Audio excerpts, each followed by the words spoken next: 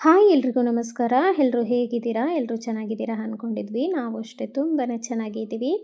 ಈ ಲಾಗ್ ಸಂಕ್ರಾಂತಿ ದಿನದ್ದು ಮಕ್ಕಳಿಗೆ ಲೀವ್ ಕೊಟ್ಟಿದ್ದರು ಸ್ಕೂಲಲ್ಲಿ. ಹಾಗಾಗಿಬಿಟ್ಟು ನಾವು ಒಂದು ಸ್ವಲ್ಪ ಹೋಳಿಗೆ ಮಾಡೋಣ ಅಂತೇಳ್ಬಿಟ್ಟು ಮಾಡ್ತಾಯಿದ್ದೀನಿ. ತುಂಬ ದಿನವೇ ಆಗಿತ್ತು ನಾನು ಹೋಳಿಗೆ ಮಾಡಿ.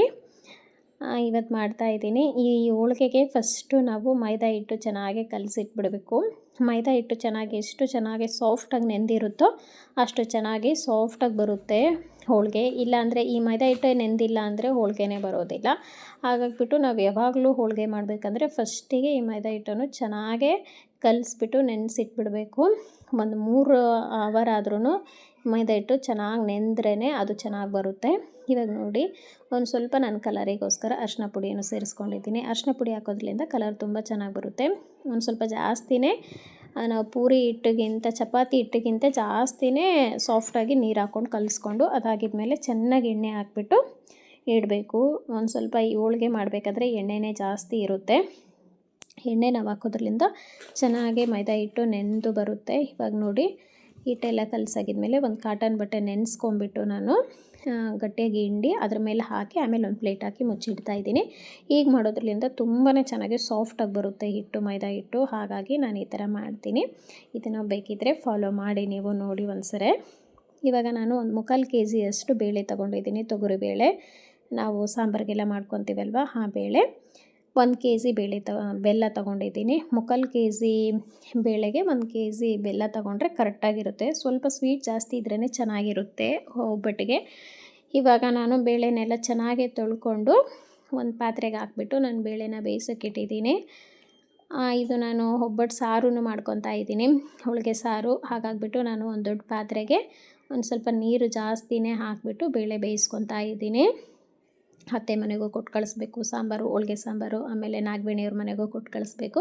ಸ್ವಲ್ಪ ಕ್ವಾಂಟಿಟಿ ಜಾಸ್ತಿ ಬೇಕಾಗಿರೋದ್ರಿಂದ ನಾನು ಒಂದು ಸ್ವಲ್ಪ ಜಾಸ್ತಿನೇ ಇಟ್ಕೊಂಡಿದ್ದೀನಿ. ನಿಮಗೆ ಸ್ವಲ್ಪನೇ ಬೇಕು ಅಂದರೆ ಸ್ವಲ್ಪನೇ ನೀರು ಹಾಕೊಬೋದು. ಈ ಕಟ್ಟಿನ ಸಾರಿಗೆ ನಾವು ಎಕ್ಸ್ಟ್ರಾ ನೀರು ಹಾಕಬಾರ್ದು. ಇದು ಏನು ಬಂದಿರುತ್ತೋ ಈ ಬೇಳೆ ನಾವು ಬೇಯಿಸ್ಕೊಂಡಿರೋ ನೀರಲ್ಲೇ ಮಾಡಿದ್ರೆ ತುಂಬ ರುಚಿಯಾಗಿ ಬರುತ್ತೆ ಒಬ್ಬಟ್ಟು ಸಾರು. ಹಾಗಾಗಿಬಿಟ್ಟೆ ಇದೊಂದು ಸ್ವಲ್ಪ ನೀರು ಜಾಸ್ತಿನೇ ಹಾಕ್ಕೊಬೇಕು. ನೀರು ಜಾಸ್ತಿನೇ ಹಾಕ್ಕೊಂಡು ನಾನು ಬೇಯಿಸ್ಕೊತಾ ಇದ್ದೀನಿ ನೋಡಿ. ಇವಾಗ ಅದ್ರ ಮೇಲೆ ಎಲ್ಲ ಒಂದು ಸ್ವಲ್ಪ ನೊರೆ ಬರುತ್ತೆ ಅಲ್ವಾ ಬೇಳೆ ಬೇಯ್ತಿರ್ಬೇಕಾದ್ರೆ, ಅದನ್ನೆಲ್ಲ ಒಂದು ಸೌಟಿಂದ ಒಂದು ಸ್ವಲ್ಪ ತೆಗೆದುಬಿಡಬೇಕು. ತೆಗೆದ್ಬಿಟ್ಟು ಇವಾಗ ಚೆನ್ನಾಗೇ ಮಿಕ್ಸ್ ಮಾಡಿ, ಯಾಕಂದರೆ ಉಕ್ಕೋ ಚಾನ್ಸಸ್ ಇರುತ್ತೆ. ಹಾಗಾಗಿ ಆಗಾಗ ಮಿಕ್ಸ್ ಮಾಡ್ತಾನೆ ಇರಬೇಕು. ಇವಾಗ ನಾನು ಬೆಲ್ಲನೂ 1 kg ತೊಗೊಂಡಿದ್ನಲ್ವ, ಅದು ಚೆನ್ನಾಗಿ ಕುಟ್ಕೊಂಡ್ಬಿಟ್ಟು ಒಂದು ಸ್ವಲ್ಪನೇ ಬೆಲ್ಲ ಕರಗೋದಕ್ಕೆ ನೀರು ಹಾಕ್ಕೊಂಡ್ರೆ ಸಾಕು. ಸ್ವಲ್ಪ ನೀರು ಹಾಕ್ಕೊಂಬಿಟ್ಟು ಬೆಲ್ಲನೂ ನಾನು ಕರಗಿಸೋದಕ್ಕೆ ಇಟ್ಟಿದ್ದೀನಿ. ಇವಾಗ ನೋಡಿ ಬೇಳೆ ಚೆನ್ನಾಗಿ ಸಾಫ್ಟಾಗಿ ಬೆಂದಿದೆ. ಸಾಫ್ಟಾಗಿ ಬೇಯಬೇಕು. ಒಂದು ಸ್ವಲ್ಪನೂ ಎಲ್ಲಿನೂ ಹಿಚ್ಕಿದ್ರೆ ಗಟ್ಟಿಯಾಗಿರಬಾರ್ದು ಬೇಳೆ. ಫುಲ್ ಸಾಫ್ಟಾಗಿ ಬೆಂದ್ರೇ ಹೂರಣ ಸರಿಯಾಗಿ ಬಂತು. ಆಮೇಲೆ ಮೈದಾ ಹಿಟ್ಟು ಚೆನ್ನಾಗಿ ನಾವು ನೆಂದಿತ್ತು ಅಂದ್ರೇ ಒಬ್ಬಟ್ಟು ಕರೆಕ್ಟಾಗಿ ಬರೋದು. ಇವಾಗ ನೋಡಿ ಬೇಳೆನೂ ಚೆನ್ನಾಗಿ ಬೇಯಿಸ್ಕೊಂಡಿದ್ದೀನಿ. ಇವಾಗ ನೀರೆಲ್ಲ ಒಂದು ಪಾತ್ರೆಗೆ ನಾನು ಎಲ್ಲ ಸೋದಿಸ್ಕೊಂಡು ಇವಾಗ ಬೇಳೆಗೆ ನಾನು ಬೆಲ್ಲನ ಕರ್ಗೋಕ್ಕಿಟ್ಟಿದ್ನಲ್ವ, ಆ ಬೆಲ್ಲನೂ ನಾನು ಸೇರಿಸ್ಕೊತಾ ಇದ್ದೀನಿ. ನೋಡಿ ಈ ಕಡೆ ಇಷ್ಟೊಂದು ಬೇಳೆ ನಮಗೆ ಸಿಕ್ಕಿದೆ ಕಟ್ಟಿನ ಸಾರು ಮಾಡೋದಕ್ಕೆ. ಇವಾಗ ಇದಕ್ಕೆ ಒಂದು 10 ಏಲಕ್ಕಿ ತೊಗೊಂಡಿದ್ದೀನಿ. ಒಂದು ಅರ್ಧ ಇಂಚಷ್ಟು ಒಣ ಶುಂಠಿ, ಸ್ವಲ್ಪ ಸೊಂಪಿನ ಕಾಳು. ಇದು ಹಾಕೋದ್ರಿಂದ ಫ್ಲೇವರ್ ಅಂತೂ ತುಂಬಾ ಚೆನ್ನಾಗಿ ಬರುತ್ತೆ ಹೋಳಿಗೆಗೆ. ಹಾಗಾಗಿಬಿಟ್ಟು ಇದನ್ನು ಸೇರಿಸ್ಕೊಳ್ಳಿ, ತುಂಬಾ ಚೆನ್ನಾಗಿರುತ್ತೆ. ಇವಾಗ ಬೆಲ್ಲನೂ ನೋಡಿ ನಾನು ಎಲ್ಲ ಸೋದಿಸ್ಕೊಂಡಿದ್ದೀನಿ. ಒಬ್ಬೊಬ್ಬರು ಬೆಲ್ಲ ಹಾಗೆ ಕೊಟ್ಬಿಟ್ಟು ಹಾಗೆ ಹಾಕ್ತಾ ಇರ್ತಾರೆ. ಬಟ್ ನಾನು ಬೆಲ್ಲನ ಸೋದಿಸ್ಕೊಂಡೆ ಹಾಕೋದು. ಹಾಕ್ಬಿಟ್ಟು ಒಂದು 10ರಿಂದ 15 ನಿಮಿಷವರೆಗೂ ಮತ್ತೆ ಚೆನ್ನಾಗಿ ಬೆಲ್ಲ ಬೇಳೆ ಎರಡೂ ಚೆನ್ನಾಗೇ ಕುದಿಸ್ಕೊಬೇಕು. ಹೀಗೆ ಮಾಡೋದ್ರಿಂದ ಹೋಳಿಗೆ 2 ದಿನ ನಾವು ಹೊರಗಡೆ ಹಾಗೆ ಇಟ್ವಿ ಅಂದ್ರೂ ಏನೂ ಕೆಡೋದಿಲ್ಲ, ಚೆನ್ನಾಗಿರುತ್ತೆ. ಹಾಗಾಗಿಬಿಟ್ಟು ಆಮೇಲೆ ಸ್ವೀಟ್ನೆಸ್ನೂ ಚೆನ್ನಾಗಿರುತ್ತೆ. ಬೇಳೆ ಬೆಲ್ಲ ಚೆನ್ನಾಗಿ ಬೇಯಿತು ಅಂದರೆ ಸ್ವೀಟ್ನು ನಮಗೆ ಚೆನ್ನಾಗೇ ಇರುತ್ತೆ. ಹಾಗಾಗಿಬಿಟ್ಟು ಬೆಲ್ಲ ಹಾಕಿಬಿಟ್ಟು ಚೆನ್ನಾಗೇ ಬೇಯಿಸ್ಕೊಬೇಕು. ಚೆನ್ನಾಗಿ ಒಂದು 10 ನಿಮಿಷ ಆದ್ರೂ ಕುದಿಸ್ಕೊಳ್ಲೇಬೇಕು.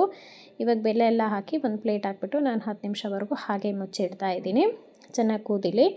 ಇವಾಗ ನೋಡಿ ಎಲ್ಲ ನಾನು ಅದನ್ನು ಚೆನ್ನಾಗೇ ಬೆಂದಾಗಿದ್ಮೇಲೆ ಸ್ಟವ್ ಆಫ್ ಮಾಡ್ಕೊತಾ ಇದ್ದೀನಿ. ಸ್ಟವ್ ಆಫ್ ಮಾಡಿಕೊಂಡು ಒಂದು ಸ್ವಲ್ಪ ತಣ್ಣಗಾಗಬೇಕು. ತುಂಬಾ ತಣ್ಣಗಾಗಬಾರ್ದು. ಸ್ವಲ್ಪ ಉಗುರು ಬೆಚ್ಚಗೆ ಇದ್ದಾಗೆ ರುಬ್ಕೊಂಡ್ರೆ ಅದು ಹೂರಣ ಒಂದು ಸ್ವಲ್ಪ ನಮಗೆ ಗಟ್ಟಿಯಾಗಿ ಬರುತ್ತೆ. ಒಂದು ಸ್ವಲ್ಪ ಉಗುರು ಬೆಚ್ಚಗೆ ಇರಬೇಕಾದ್ರೆ ಒಂದು ಮಿಕ್ಸಿ ಜಾರಿಗೆ ಒಂದು ಸ್ವಲ್ಪನೇ ಹಾಕ್ಕೊಂಬಿಟ್ಟು ತುಂಬಾ ನೈಸಾಗಿ ರುಬ್ಕೊಬೇಕು. ಸ್ವಲ್ಪ ತರಿಯಾಗಿದ್ರೂ ಹೋಳಿಗೆ ನಾವು ಮಾಡಬೇಕಾದ್ರೆ ಹೋಳಿಗೆ ಹರಿದು ಹೋಗ್ತಾ ಇರುತ್ತೆ, ಆಮೇಲೆ ಟೇಸ್ಟು ಚೇಂಜ್ ಆಗಿಬಿಡುತ್ತೆ. ಹಾಗಾಗ್ಬಿಟ್ಟು ಎಷ್ಟು ನೈಸ್ ಆಗುತ್ತೋ ಅಷ್ಟು ನೈಸಾಗಿ ರುಬ್ಕೊಂಡು ಬರಬೇಕು. ಒಂದು ಸ್ವಲ್ಪ ನಾನು ಎತ್ತಿಟ್ಕೊಂಡಿದ್ದೀನಿ ನೋಡಿ ಬೇಳೆನೂ. ಇವಾಗ ಒಂದು ಸ್ವಲ್ಪ ಕಟ್ಟಿನ ಸಾರು ಮಾಡೋದಕ್ಕೆ ಟೊಮೊಟೊ, ಈರುಳ್ಳಿ, ಬೆಳ್ಳುಳ್ಳಿ, ಒಣಮೆಣಸಿನ್ಕಾಯಿ, ಆಮೇಲೆ ಕೊತ್ತಂಬರಿ ಸೊಪ್ಪು, ಒಣ ಕೊಬ್ಬರಿ, ಒಂದು ಸ್ವಲ್ಪ ಚಕ್ಕೆ, ಲವಂಗ, ಮೆಣಸು, ಜೀರಿಗೆ, ಆಮೇಲೆ ಒಂದು ಸ್ವಲ್ಪ ಹುಣಸೆ ನೆನೆಸಿಟ್ಕೊಂಡಿದ್ದೀನಿ. ಇವಾಗ ಒಂದು ಕಡಾಯಿ ಇಟ್ಕೊಂಡು ಆ ಕಡಾಯಿಗೆ ಮೆಣಸು, ಜೀರಿಗೆ, ಚಕ್ಕೆ, ಲವಂಗ ಹಾಕಿಬಿಟ್ಟು ಚೆನ್ನಾಗಿ ಫ್ರೈ ಮಾಡ್ಕೊಬೇಕು. ಒಂದು ಸ್ವಲ್ಪ ಹೋಳಿಗೆ ಸಾರು ಮಾಡೋದು ಪ್ರೊಸೀಜರ್ ಒಂದು ಸ್ವಲ್ಪ ಜಾಸ್ತಿನೇ ಇರುತ್ತೆ, ಬಟ್ ಟೇಸ್ಟ್ ಮಾತ್ರ ತುಂಬಾ ಚೆನ್ನಾಗಿರುತ್ತೆ. ಇದಕ್ಕೆ ಒಂದು 1/4 ಕಪ್ಪಷ್ಟು ಧನಿಯಾ ಕಾಳನ್ನು ಸೇರಿಸ್ಕೊಂಡು ಎಲ್ಲನೂ ಡ್ರೈ ರೋಸ್ಟಾಗಿ ಚೆನ್ನಾಗಿ ಫ್ರೈ ಮಾಡ್ಕೊಬೇಕು. ಮೀಡಿಯಮ್ ಫ್ಲೇಮ್ ಇಟ್ಕೊಂಡ್ಬಿಟ್ಟು ಅದು ಫ್ರೈ ಆಗೋಷ್ಟರೊಳಗೆ ಈ ಕಡೆ ನಾನು ರಾತ್ರಿಯೇ ಕಡಲೆಕಾಳು ನೆನೆಸಿಟ್ಕೊಂಡಿದ್ದೆ. ಆ ಕಡಲೆಕಾಳನ್ನು ಒಂದು ಸ್ವಲ್ಪ ಬೇಯಿಸೋದಕ್ಕೆ ಇಡ್ತಾಯಿದ್ದೀನಿ. ಒಂದು ಕಡೆ ಕೆಲಸ ಮಾಡ್ತಾಯಿದ್ರೆ ಇನ್ನೊಂದು ಕಡೆಯೂ ಏನಾಗುತ್ತೆ ಅದನ್ನು ಮಾಡ್ಕೊಂಬಿಟ್ರೆ ಈಸಿಯಾಗಿ ಆಗುತ್ತೆ. ಯಾಕಂದರೆ ಹೋಳಿಗೆ ಮಾಡಬೇಕಾದ್ರೆ ತುಂಬಾ ಕೆಲಸ ಇರುತ್ತೆ, ಟೈಮ್ ಹೇಗೆ ಹೋಗುತ್ತೆ ಅಂತಲೇ ಗೊತ್ತಾಗೋದಿಲ್ಲ. ಹೋಳಿಗೆ ಸಾರು ಮಾಡೋದೇ ತುಂಬ ಟೈಮ್ ಹಿಡಿಯುತ್ತೆ. ಹಾಗಾಗ್ಬಿಟ್ಟು ಇವಾಗ ನೋಡಿ ಎಲ್ಲ ಫ್ರೈ ಮಾಡಿಕೊಂಡು ಒಂದು ಪ್ಲೇಟಿಗೆ ಎತ್ತಿಟ್ಕೊಂಡಿದ್ದೀನಿ ನಾನು. ಇವಾಗ ಅದೇ ಕಡೆಗೆ ಒಂದು ಸ್ವಲ್ಪ ಎಣ್ಣೆ ಹಾಕ್ಕೊಳ್ಳೋಣ. ಎಣ್ಣೆ ಹಾಕ್ಕೊಂಡು ಟೊಮೊಟೊ ಒಂದು 6ರಿಂದ 7 ಟೊಮೊಟೊ, ದೊಡ್ಡ ದೊಡ್ಡ ಸೈಜು ಟೊಮೊಟೊ ನಾನು ಕಟ್ ಮಾಡ್ಕೊಂಡಿದ್ದೀನಿ. ನಿಮಗೆ ಸಾರು ಏನಾದರೂ ಸ್ವಲ್ಪನೇ ಮಾಡ್ಕೊತೀರಾ ಅಂದರೆ ನಾನೇನು ತೋರಿಸ್ತಾ ಇದ್ದೀನಿ ಅಲ್ವಾ ಆ ಕ್ವಾಂಟಿಟಿ ಎಲ್ಲ ಸ್ವಲ್ಪನೇ ಹಾಕ್ಕೊಬೇಕು. ಈರುಳ್ಳಿ, ಒಣಮೆಣಸಿನ್ಕಾಯಿ, ಶುಂಠಿ, ಬೆಳ್ಳುಳ್ಳಿ, ಕರಿಬೇವು ಸೊಪ್ಪು, ಟೊಮೊಟೊ ಇದನ್ನೆಲ್ಲ ಹಾಕ್ಕೊಂಡು ಎಣ್ಣೆ ಒಳಗೆ ಚೆನ್ನಾಗಿ ಫ್ರೈ ಮಾಡ್ಕೊಬೇಕು. ಚೆನ್ನಾಗಿ ಫ್ರೈ ಮಾಡ್ಕೊಂಡಾಗಿದ್ಮೇಲೆ ಲಾಸ್ಟಿಗೆ ಸ್ಟವ್ ಆಫ್ ಮಾಡಾಗಿದ್ಮೇಲೆ ನಾನು ಒಣ ಕೊಬ್ಬರಿ ಎತ್ತಿಟ್ಕೊಂಡಿದ್ನಲ್ವ ಅದನ್ನು ಸೇರಿಸ್ಕೊತಾ ಇದ್ದೀನಿ. ನಿಮಗೆ ಬೇಕು ಅಂದರೆ ಒಣ ಕೊಬ್ಬರಿ ಹಾಕ್ಕೊಳ್ಳಿ, ಇಲ್ಲಾಂದರೆ ಹಸಿ ಕೊಬ್ಬರಿನೂ ತುರಿದು ಹಾಕ್ಕೊಬೋದು. ಸ್ಟವ್ ಆಫ್ ಮಾಡಾಗಿದ್ಮೇಲೆ ಆ ಬಿಸಿಯಲ್ಲೇ ಒಂದು 2 ನಿಮಿಷ ಚೆನ್ನಾಗಿ ಫ್ರೈ ಮಾಡಿಕೊಂಡ್ರೆ ಸಾಕು. ತುಂಬ ಫ್ರೈ ಮಾಡ್ಕೊಬಾರ್ದು, ಟೇಸ್ಟ್ ಮತ್ತು ಬೇರೆ ಥರ ಆಗಿಬಿಡುತ್ತೆ. ಗ್ಯಾಸ್ ಎಲ್ಲ ಆಫ್ ಮಾಡಿ ಆ ಬಿಸಿಯಲ್ಲಿ ಒಂದು ಸ್ವಲ್ಪ ಹಾಕಿ ಜಸ್ಟ್ ಒಂದು 2 ನಿಮಿಷ ಫ್ರೈ ಮಾಡಿಕೊಂಡ್ರೆ ಸಾಕು ಕೊಬ್ಬರಿ. ಇವಾಗ ಕೊತ್ತಂಬರಿ ಸೊಪ್ಪು ಹಾಗೆ ಇದೆ, ಎಲ್ಲ ನಾನು ಒಂದು ಪ್ಲೇಟಿಗೆ ಎತ್ತಿಟ್ಕೊತಾ ಇದ್ದೀನಿ ನೋಡಿ. ಇದೆಲ್ಲ ಒಂದು ಸ್ವಲ್ಪ ಹುರ್ಕೊಳ್ಳೋದಕ್ಕೆ ಟೈಮ್ ಹಿಡಿಯುತ್ತೆ ಅಷ್ಟೇ. ಇವಾಗ ನೋಡಿ ಈ ಬೇಳೆ ನೀರು ಇರುತ್ತೆ ಅಲ್ವಾ, ನಾನೆಲ್ಲ ಸೋದಿಸ್ಕೊಂಡಿದ್ನಲ್ವ ಆ ನೀರೊಟ್ಟಿಗೆ ಈ ಮಸಾಲೆಯನ್ನು ಚೆನ್ನಾಗಿ ರುಬ್ಕೊಂಡು ಬಂದಿರಬೇಕು. ಇದಕ್ಕೆ ಒಂದು ಸ್ವಲ್ಪ ನಾನು ಬೇಳೆ ಹೂರಣ ಮಾಡಿದ್ನಲ್ವ, ಬೇಳೆ, ಬೆಲ್ಲ ಅದನ್ನು ಸಪ್ರೇಟಾಗಿ ಮಿಕ್ಸಿ ಜಾರಿಗೆ ಒಂದು ಸ್ವಲ್ಪ ಹಾಕ್ಕೊಂಡು ಇವಾಗ ನಾನೆಲ್ಲ ಫ್ರೈ ಮಾಡಿರುವಂಥದ್ದು ಎಲ್ಲನೂ ಸೇರಿಸ್ಕೊಂಡು ಚೆನ್ನಾಗಿ ರುಬ್ಕೊಂಡು ಬಂದು ಈ ಬೇಳೆ ನೀರಿಗೆ ಸೇರಿಸ್ಕೊಂಡು ಕುದಿಸ್ಕೊಬೇಕು. ಒಗ್ಗರಣೆ ಲಾಸ್ಟಿಗೆ ಕೊಟ್ಕೊಳ್ಳೋಣ. ಚೆನ್ನಾಗಿ ಕುದಿಬೇಕು ಈ ಹೋಳಿಗೆ ಸಾರು. ಒಂದು 20 ನಿಮಿಷ, 20ರಿಂದ 30 ನಿಮಿಷ ಆದರೂ ಚೆನ್ನಾಗಿ ಕುದಿಬೇಕು. ಇವಾಗ ಆ ಮಸಾಲೆ ಎಲ್ಲ ನೀರೊಟ್ಟಿಗೆ ಹಾಕಿ ಮಿಕ್ಸ್ ಮಾಡಿಟ್ಟು ಕುದಿಯೋಕೆ ಇಟ್ಟಿದ್ದೀನಿ. ಇವಾಗ ಹುಣಸೆಹಣ್ಣು ನೆನೆಸಿಟ್ಟಿದೆ, ಆ ಹುಣಸೆಹಣ್ಣು ರಸನೂ ಹಾಕ್ತಾಯಿದ್ದೀನಿ. ಬೇಳೆ ಆಮೇಲೆ ಬೆಲ್ಲ ನಾನು ತೋರಿಸೋದೆ ಅಲ್ವಾ ಅದನ್ನು ಒಂದು ಸ್ವಲ್ಪ ಹಾಕಿ ರುಬ್ಕೊಬೇಕು. ಆವಾಗೆ ಹೋಳಿಗೆ ಸಾರು ಟೇಸ್ಟ್ ನಮಗೆ ಬರೋದು. ಇವಾಗ ರುಚಿಗೆ ತಕ್ಕಷ್ಟು ಉಪ್ಪನ್ನು ಸೇರಿಸಿ ಇಟ್ಟು ಒಂದ್ಸರಿ ಎಲ್ಲ ನೀಟಾಗಿ ಮಿಕ್ಸ್ ಮಾಡಿಬಿಟ್ಟು ಒಂದು ಪ್ಲೇಟ್ ಹಾಕಿ ಮುಚ್ಚಿಟ್ಟಿದ್ದೀನಿ ನೋಡಿ. ಎಕ್ಸ್ಟ್ರಾ ನೀರು ಹಾಕಬಾರ್ದು, ನಮಗೇನು ಬೇಳೆಂದು ನೀರು ಬಂದಿರುತ್ತೋ ಅದೇ ನೀರಲ್ಲೇ ಮಾಡ್ಕೊಬೇಕು. ಆವಾಗಾದರೆ ಸಾರು ತುಂಬ ಟೇಸ್ಟಾಗಿ ಬರುತ್ತೆ. ಇವಾಗ ಕಡಲೆಕಾಳನ್ನು ಚೆನ್ನಾಗಿ ಬೆಂದಿದೆ, ಅದಕ್ಕೆ ಒಂದು ಚಿಕ್ಕ ಕಡಾಯಿ ಇಟ್ಕೊಂಡ್ಬಿಟ್ಟು ಒಂದು ಸ್ವಲ್ಪ ಕುರ್ಷಣಿ ಕಾಳನ್ನು ನಾನು ಫ್ರೈ ಮಾಡ್ಕೊತಾ ಇದ್ದೀನಿ. ಈ ಕಡಲೆಕಾಳು ಆಮೇಲೆ ಬದನೆಕಾಯಿ ಪಲ್ಯಗೆ ಈ ಕುರ್ಷಣಿ ಕಾಳು ಪೌಡ್ರ್ ಹಾಕೋದ್ರಿಂದ ಟೇಸ್ಟ್ ತುಂಬ ಚೆನ್ನಾಗಿರುತ್ತೆ. ನಿಮಗೆ ಕುರ್ಷಣಿ ಕಾಳು ಬೇಡ ಅಂದರೆ ಶೇಂಗಾ ಬೀಜ ಇರುತ್ತೆ ಅಲ್ವ ಅದನ್ನು ಫ್ರೈ ಮಾಡಿ ಒಂದು ಸ್ವಲ್ಪ ಹುರಿದ್ಬಿಟ್ಟು ಪೌಡ್ರ್ ಮಾಡಿನೂ ಹಾಕ್ಕೊಬೋದು. ಇವಾಗ ಸಾರನ್ನು ಅಷ್ಟೇ ಚೆನ್ನಾಗಿ ಕುದೀತಾ ಇದೆ. ಕುದ್ದಾಗಿದ್ಮೇಲೆ ಇವಾಗ ನಾನು ಆಫ್ ಮಾಡ್ಕೊಂಡಿದ್ದೀನಿ. ಒಂದು 20 ನಿಮಿಷ ಕುದ್ದಾಗಿದ್ಮೇಲೆ ಇವಾಗ ಹೋಳಿಗೆ ಸಾರಿಗೆ ಒಗ್ಗರಣೆ ಮಾಡ್ಕೊಳ್ಳೋಣ. ಅದಕ್ಕೊಂದು ಕಡಾಯಿ ಇಟ್ಕೊಂಡ್ಬಿಟ್ಟು ಕಡಾಯಿಗೆ ಒಂದು ಸ್ವಲ್ಪ ಎಣ್ಣೆ ಹಾಕಿ ಸಾಸಿವೆ ಜೀರಿಗೆ ಹಾಕ್ಕೊಳ್ಳೋಣ. ಸಾಸಿವೆ ಜೀರಿಗೆ ಚೆನ್ನಾಗಿ ಚಟಪಟ ಅಂದಿದ್ಮೇಲೆ ಕಟ್ ಮಾಡ್ಕೊಂಡಿರುವಂಥ ಈರುಳ್ಳಿ ಹಾಕ್ಕೊಳ್ಳೋಣ. ಒಂದು ಚಿಕ್ಕದು ಈರುಳ್ಳಿ ಕಟ್ ಮಾಡಿ ಹಾಕ್ಕೊಂಡಿದ್ದೀನಿ, 1-2 ಒಣಮೆಣಸಿನ್ಕಾಯಿ, ಆಮೇಲೆ ಸ್ವಲ್ಪ ಕರಿಬೇವು ಸೊಪ್ಪು ಒಗ್ಗರಣೆಗೆ. ಇವಾಗ ಸಾರು ನೋಡಿ ಎಷ್ಟು ಚೆನ್ನಾಗಿ ಕುದ್ದಾಗಿದೆ. ಟೇಸ್ಟ್ ಅಷ್ಟೇ ತುಂಬಾ ಚೆನ್ನಾಗಿರುತ್ತೆ. ಹೋಳಿಗೆ ಸಾರು ಮಾತ್ರ ಯಾರಾದರೂ ತಿಂದಿಲ್ಲ ಅಂದರೆ ಮಿಸ್ ಮಾಡ್ಕೊಬೇಡಿ. ನೆಕ್ಸ್ಟು ಹೋಳಿಗೆ ಮಾಡಬೇಕಾದ್ರೆ ಈ ಸಾರು ಮಾಡ್ಕೊಳ್ಳಿ, ತುಂಬಾ ಚೆನ್ನಾಗಿರುತ್ತೆ. ಖಾರವಾಗಿ, ಹುಳಿಯಾಗಿ, ಸಿಹಿಯಾಗಿ ಹುಣಸೆಹಣ್ಣು ಹಾಕಿರ್ತೀವಲ್ವ ಹುಳಿಯಾಗಿರುತ್ತೆ. ಆಮೇಲೆ ಹೂರಣದ್ದು ಬೆಲ್ಲ ಹಾಕಿರ್ತೀವಲ್ವ ಅದು ಒಂದು ಸ್ವಲ್ಪ ಸ್ವೀಟು ತುಂಬಾ ಚೆನ್ನಾಗಿರುತ್ತೆ. ಒಂದು ಸ್ವಲ್ಪ ಮೆಣಸಿನ್ಕಾಯಿ ಜಾಸ್ತಿನೇ ಹಾಕ್ಕೊಬೇಕು, ಒಣಮೆಣಸಿನ್ಕಾಯಿ. ಖಾರವಾಗಿ, ಹುಳಿಯಾಗಿ ತುಂಬ ಚೆನ್ನಾಗಿರುತ್ತೆ ಹೋಳಿಗೆ ಸಾರು.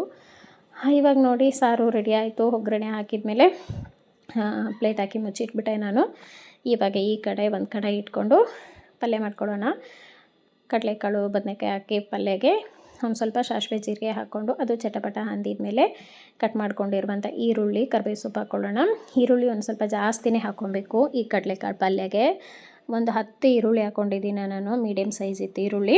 ಒಂದು ದೊಡ್ಡ ಸೈಜ್ ಏನಾದರೂ ಇತ್ತಂದರೆ ಒಂದು 4ರಿಂದ 5 ಹಾಕ್ಕೊಳ್ಳಿ, ಚೆನ್ನಾಗಿರುತ್ತೆ.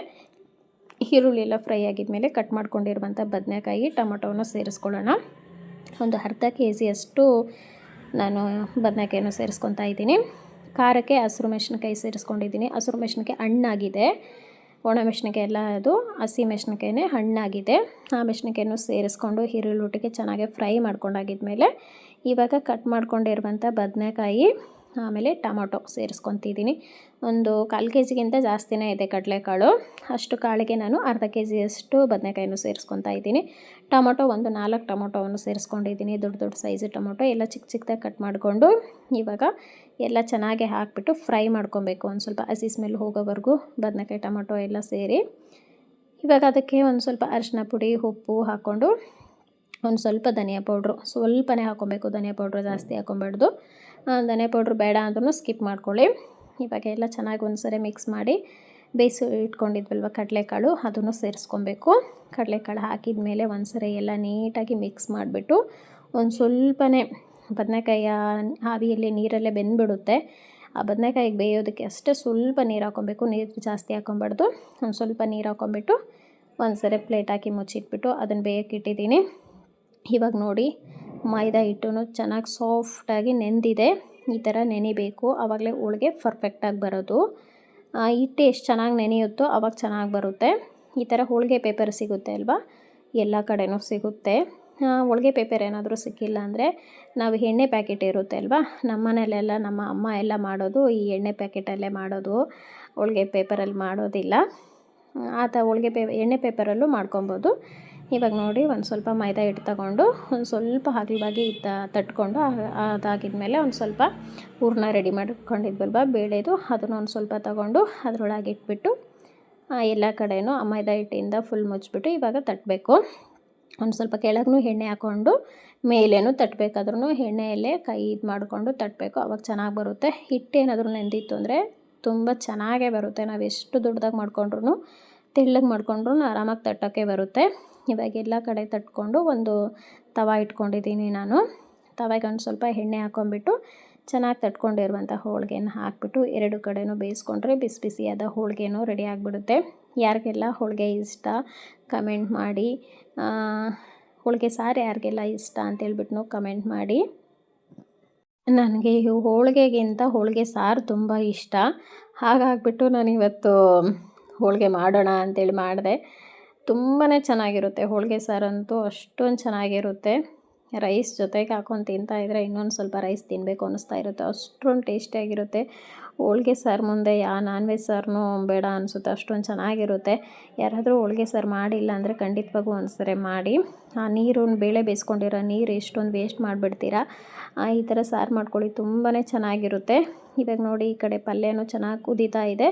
ಲಾಸ್ಟಿಗೆ ಇನ್ನೇನು ಇಳಿಸ್ಬೇಕು ಅನ್ನೋ ಟೈಮಲ್ಲಿ ನಾವು ಸ್ಟವ್ ಆಫ್ ಮಾಡ್ತೀವಲ್ವ, ಆ ಟೈಮಲ್ಲಿ ನಾವು ಕುರ್ಷಣಿ ಕಾಳು ಪೌಡ್ರ್ ಮಾಡ್ಕೊಂಡಿದ್ವಲ್ವ ಅದನ್ನು ಸೇರಿಸ್ಕೊಂಡು ಒಂದು 2 ನಿಮಿಷ ಚೆನ್ನಾಗಿ ಮಿಕ್ಸ್ ಮಾಡಿ ಆಫ್ ಮಾಡ್ಕೊಂಡ್ರೆ ಆಯಿತು. ಪರ್ಫೆಕ್ಟಾಗಿ ರೆಡಿ ಆಗಿಬಿಡುತ್ತೆ. ಪಲ್ಯನೂ ತುಂಬಾ ಟೇಸ್ಟಿಯಾಗಿರುತ್ತೆ. ಒಬ್ಬಟ್ಟು ಸಾರು ಜೊತೆಗೆ ಪಲ್ಯ ತಿಂತಾಯಿದ್ರೆ ತುಂಬಾ ಚೆನ್ನಾಗಿರುತ್ತೆ. ಇವಾಗ ಈ ಕಡೆ ನಾನು ಹೋಳಿಗೆನೂ ಬೇಯಿಸ್ಕೊತಾ ಇದ್ದೀನಿ. ಹೋಳಿಗೆ ಪೇಪರು ಉಲ್ಟಾ ಹಾಕಿಬಿಟ್ಟು 1-2 ನಿಮಿಷ ಬಿಟ್ಟು ಆಮೇಲೆ ತೆಗೆದ್ರೆ ನೀಟಾಗಿ ಬಂದುಬಿಡುತ್ತೆ. 1-2 ನಿಮಿಷ ಹಾಗೆ ಬಿಡಬೇಕು. ಹಾಕಿದ ತಕ್ಷಣವೇ ತೆಗೆದ್ಬಿಟ್ಟು ಬಂದ್ರೂ ಅದು ಅಂಟ್ಕೊಳ್ಳೋ ಚಾನ್ಸಸ್ ಇರುತ್ತೆ. ಹಾಗಾಗಿಬಿಟ್ಟು ಹಾಕಿ ಒಂದು ಸ್ವಲ್ಪ ಮೇಲೆ ಪ್ರೆಸ್ ಮಾಡಿದರೆ ಈಸಿಯಾಗಿ ಬಂದುಬಿಡುತ್ತೆ. ಆಯಿತು, ಇಷ್ಟೇ ಇವತ್ತಿನ ವ್ಲಾಗು. ಹೋಳಿಗೆ ಸಾರು, ಕಡಲೆಕಾಳು ಪಲ್ಯ, ಬಿಸಿ ಬಿಸಿಯಾಗಿ ರೈಸು ಹೇಗಿದೆ ಕಮೆಂಟ್ ಮಾಡಿ. ಯಾರಿಗೆಲ್ಲ ಇಷ್ಟ ಅಂತೇಳ್ಬಿಟ್ಟು ಕಮೆಂಟ್ ಮಾಡಿ. ಹಾಗೆ ಗೀತಾ ಫ್ಯಾಮಿಲಿ ಚಾನಲನ್ನು ಯಾರಾದರೂ ಸಬ್ಸ್ಕ್ರೈಬ್ ಮಾಡ್ಕೊಳ್ದೆ ನೋಡ್ತಾ ಇದ್ದರೆ ಸಬ್ಸ್ಕ್ರೈಬ್ ಮಾಡ್ಕೊಳ್ಳಿ. Thanks for watching video.